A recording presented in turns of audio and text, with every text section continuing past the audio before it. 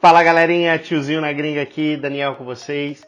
Hoje pro quadro famoso Um Banquinho, Uma Opinião. Estamos fazendo uma cadeira, rolou acho que um upgrade no meu banquinho. Não, é porque tá mais fácil mesmo.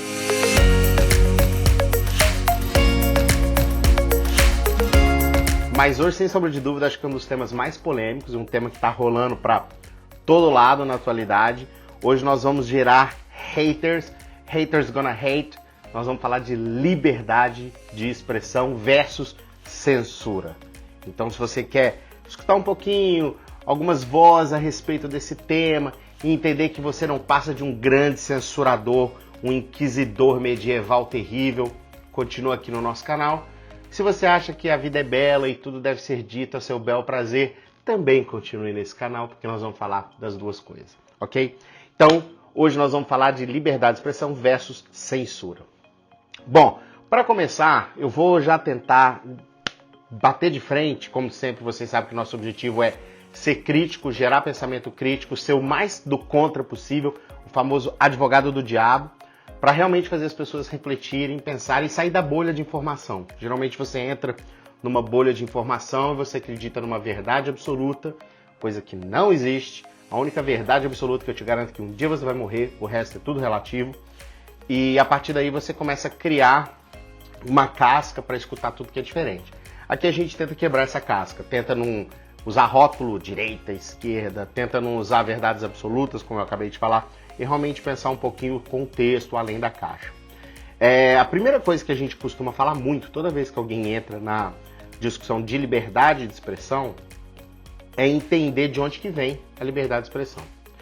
Então, a liberdade de expressão, da maneira com que a gente conduz hoje, é algo que começou a surgir muito forte no pós-guerra, Segunda Guerra Mundial. Antes disso, existia um controle muito maior do que era dito, da maneira que se podia controlar. Se você parar para pensar, a liberdade de expressão é um negócio que vem desde os primórdios da humanidade. Quando o ser humano começou a falar e se comunicar, começou a ser censurado e começou a brigar contra essa censura e começou a exigir liberdade para falar o que ele queria e por aí vai.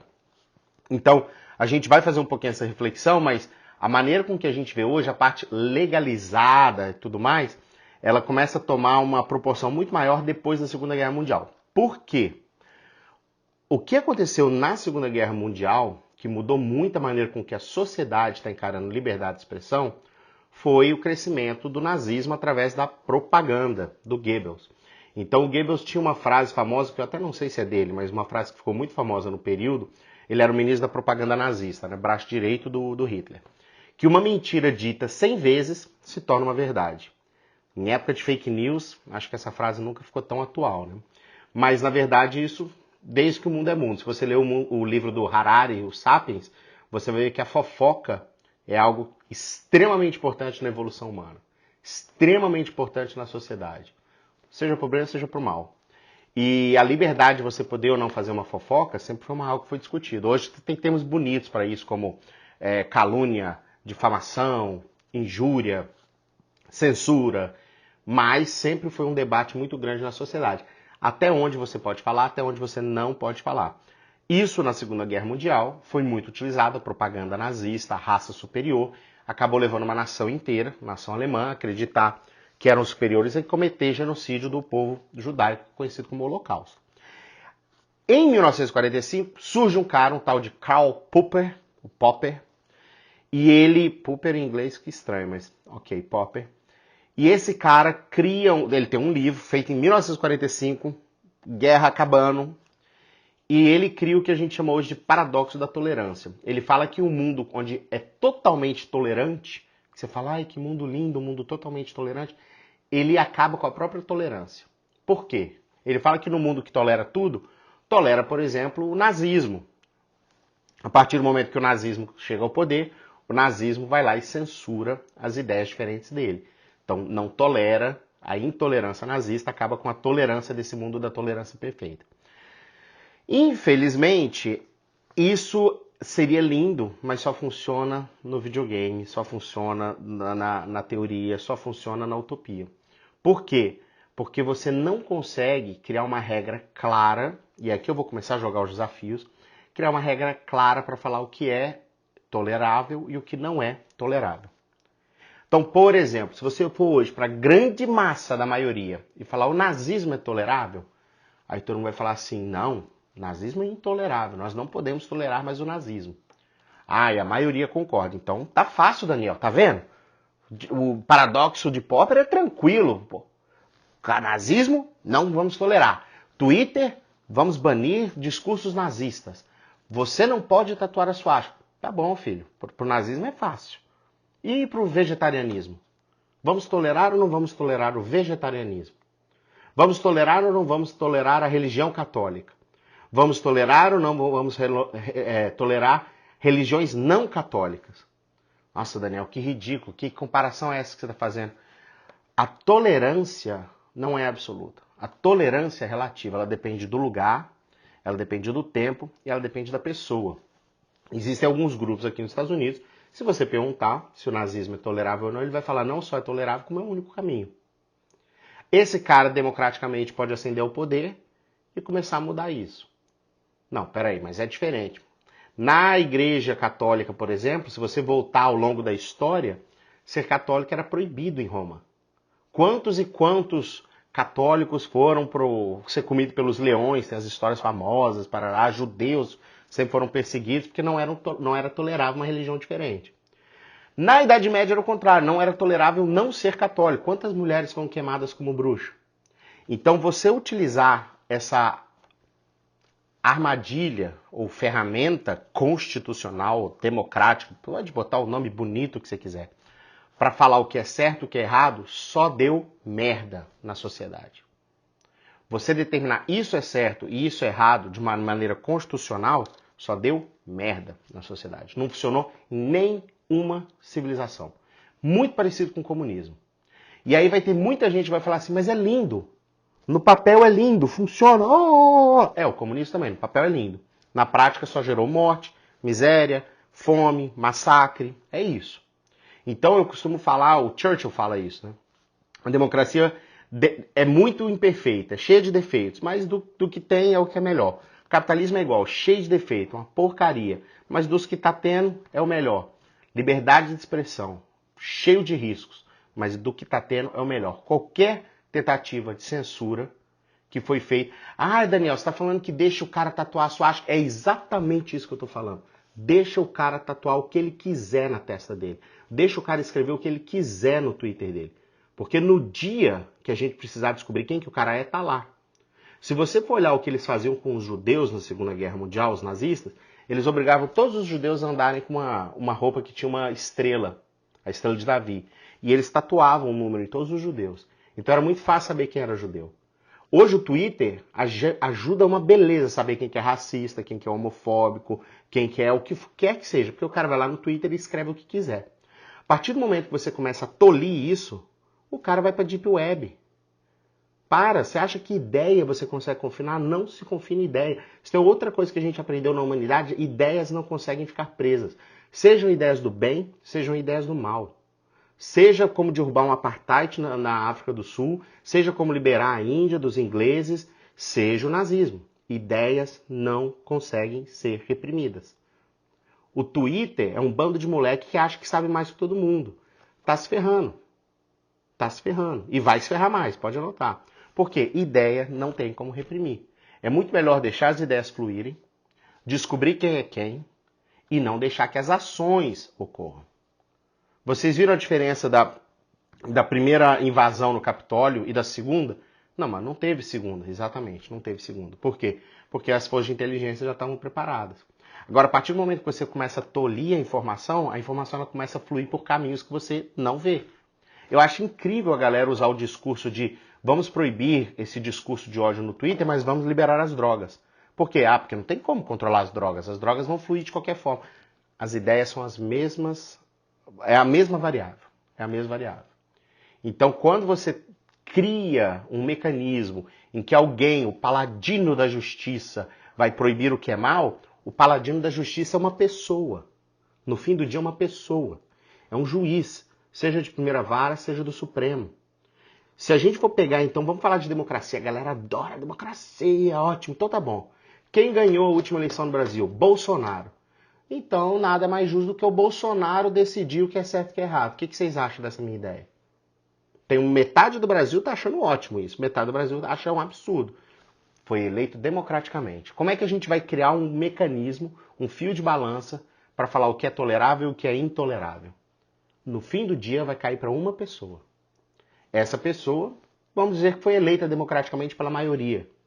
Então o Bolsonaro vai decidir o que é tolerável e intolerável? A galera da esquerda até treme, né? Mas é isso. Quando você bota um sistema que permite censurar uma ideia, alguém no fim do dia vai usar esse sistema para bel prazer dele, para o interesse próprio dele, e não será o seu. Hoje pode ser coincidência. Vejo lá Felipe Neto, ai que beleza, que censurou isso e aquilo. Aí você vai ver o Glenn Greenwald, que é um dos caras mais de esquerda que tem, muito consciente, inclusive apesar de ser de esquerda, ele já defendeu um nazista, quando ele era advogado aqui nos Estados Unidos, que o nazista tinha direitos constitucionais que deveriam ser respeitados. O Glenn é totalmente contra o que o Twitter está fazendo. Por quê? Porque isso vai ser usado contra a esquerda. É lógico. É uma ferramenta de censura que está sendo constitucionalizada. É surreal. Imagina essa ferramenta em 64, imagina o Twitter em 64.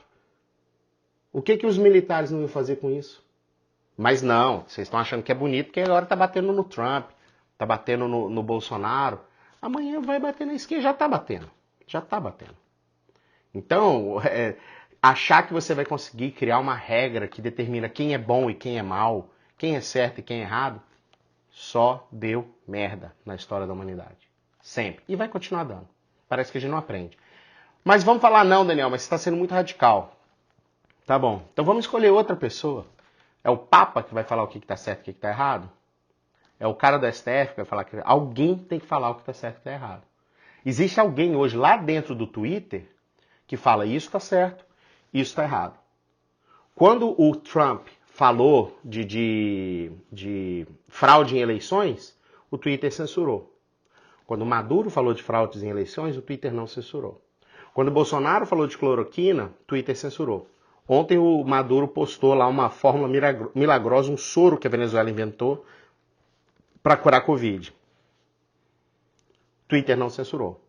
Ué, mas peraí, não é fake news? Não é discurso de ódio? É. O Trump, quando fez discurso de ódio para entrar no Capitólio, o Twitter censurou. O jornalista, quando falou de matar o Bolsonaro, o Twitter não censurou. De suicidar o Bolsonaro, o Twitter não censurou. No fim do dia, o Twitter não é Deus. Twitter não é... O Twitter é um grupo de 5, 6 caras com um pensamento muito parecido do Vale do Silício. E eles decidem. Ah, Daniel, se é certo ou está errado? Não me parece certo um grupo de 5 pessoas decidir o que é certo e o que é errado. Ah, quem decide o que é certo e o que é errado? É para isso, quem decide o que é certo e o que é errado, que existem leis escritas, que existem Constituição. Para de se informar pela plataforma do Facebook, do Twitter, do YouTube. Para de ver esse vídeo agora e vai estudar história. Vai estudar o que foi a Guerra das Rosas. Vai estudar o que foi a Carta Magna. Vai estudar o que foi o Código de Hammurabi. Porque no passado a liberdade de expressão era definida pelo rei. Não tão no passado, na Idade Média. O rei é o sol. Ele determina a lei, ele determina como aplicar e ele mesmo julga a lei. Eram os 3 poderes. Montesquieu veio depois e falou, não, esses 3 poderes não podem ser na mesma mão. A mesma pessoa não pode decidir qual é a regra, aplicar essa regra e executar essa regra. Então tem que ter alguém que inventa a regra, que não é o rei, é o legislativo. Tem alguém que julga essa regra, que não é o rei, é o judiciário. E tem alguém que executa essa regra, que não é o rei, é o executivo. O que o Twitter está fazendo, ele vai lá e muda as regras, os termos de serviços, que todo mundo está falando, não, mas o Twitter botou que termos de serviço. O Twitter não pode botar um termo de serviço falando, se você desrespeitar minhas regras, vou dar um tiro na sua cara. Não, porque existe uma lei. O direito à vida é um direito alienável. O Twitter não pode ir lá e falar assim, você é proibido de postar isso. Porque existe uma lei, que é a liberdade de expressão. Mas não, ele vai lá e bota a regra que ele quer. Quando ele quer, ele muda, ele só te avisa e fala, a partir de hoje essa é a nova regra. Ou você aceita ou você para de usar minha plataforma. Aí você aceita. Aí a partir daí ele começa a julgar. Esse grupo de 5 pessoas julga, fala, opa, desrespeitou as políticas. E esse mesmo Twitter determina a pena. Vamos excluir a conta dele para sempre. Vamos suspendê-lo por 12 horas. Vamos deixar ele sem poder postar uma semana. Então, os 3 poderes de Montesquieu, que são essenciais para você ter uma sociedade de direito, uma democracia de direito, essa palavra de direito, quer dizer que está tudo no livro, o cara não pode sair inventando regra. O Twitter ignora, o Facebook ignora, o próprio YouTube que eu estou utilizando agora ignora. Por quê? Porque eles são empresas privadas. Eles podem fazer suas próprias leis, desde que não desrespeitem a Constituição. E muitas vezes essa discussão está chegando num borderline, está chegando numa linha de limite. Eles não podem botar que pode matar. Então, por que eles podem botar que liberdade de expressão pode ser tolhida? No passado, o Twitter, o Facebook, o YouTube, eles conseguiram, na Suprema Corte, uma autorização para falar que eles não são responsáveis pelo conteúdo que é colocado ali. Então, se alguém mentir, eles não são responsáveis por isso. O que me parece muito lógico. Mas então eles também não podem ir lá e tentar controlar esse tipo de informação. Para mim, quem vai controlar esse tipo de informação é a própria comunidade. É um cara gritando na praça. Sabe quando você está na praça pública? Se um cara pega um banco, aqui nos Estados Unidos a liberdade de expressão é absoluta. Então o cara pode sim tatuar a suástica, pode sim fazer discurso de ódio em praça pública. Ele pode pôr um banquinho, subir e fazer um discurso de ódio numa praça pública. Pode, a lei permite. A própria comunidade tira isso. É o louco gritando, o mundo vai acabar, com aquelas plaquinhas. Tá bom, você fala o que você quiser. Você é um babaca, ninguém vai te escutar. Agora, a partir do momento que você começa a proibir isso, você começa a perder o controle, porque isso vai continuar acontecendo em outros canais. Já está acontecendo em outros canais. O meu desafio para quem acha que o paradoxo da intolerância procede é: me fala um sistema para controlar isso e para determinar o que é tolerável e o que é intolerável. É só isso que eu te peço. Me fala um sistema para botar essa ideia na prática. É a mesma coisa de eu falar assim: olha, nós vamos criar aqui um sistema em que quem é mau vai ser punido e vai ser preso, e quem é bom vai pagar menos imposto. Nossa, é lindo, né? Todo mundo vai querer ser bom. Tá, como é que você faz isso na prática? Como é que você determina quem é bom e quem é mau? O paradoxo da intolerância é a mesma coisa. Ele no papel é lindo. Putz, que lindo. Como é que você determina o que é tolerável e o que é intolerável de uma maneira legal? É um juiz que vai decidir isso? E esse juiz, ele não vai ter suas próprias causas? Então vamos falar que esse juiz é vegano. E esse cara é vegano e agora ele tem que decidir se é ou não legal comer carne de vitela, que é bebê de vaca. A tendência dele falar: olha, isso é intolerável, para. É grande, já está acontecendo na Inglaterra, por exemplo. Então, no fim do dia, determinar como que você coloca um lindo discurso de teoria na prática é onde todo mundo para. É onde os idealistas de textão no Facebook param. Porque eles não entendem nem como funciona a máquina. Então faça o favor, se você acha que isso é tão bonito, estude Montesquieu. Estuda por que isso foi feito. Estuda por que na nossa Constituição uma lei não pode ser retroativa. O que isso quer dizer, Daniel? Eu não posso ir lá e aprovar, mesmo o Legislativo aprovando, e o Judiciário julgando, e o Executivo determinando, essa lei não pode ir no passado. Então, se ontem era permitido, por exemplo, fumar maconha, e eu fumei maconha, amanhã vira proibido fumar maconha, ninguém pode me punir porque eu fumei no passado. Não pode. No passado podia. No passado, quantas vezes a gente não vê alguém vai lá fazer uma reclamação pro rei, o rei vira e fala assim: corta a cabeça desse filho da puta. Pô, mas peraí, eu fiz um negócio que era permitido. Não, agora não é mais não. Corta 2 cabeças desse filho da puta. Já foi assim no passado e ainda é assim em muitos lugares do mundo. Por isso que as leis são escritas. Por isso que você não pode simplesmente ir lá inventar uma lei do dia para a noite. Por isso que você tem um legislativo criando lei, um judiciário julgando lei, um executivo executando as leis. Então esse foi um sistema que o Montesquieu pensou para dividir os poderes. Porque quanto mais poder você dá para uma pessoa, maior é a chance de dar cagada. A história já mostrou isso.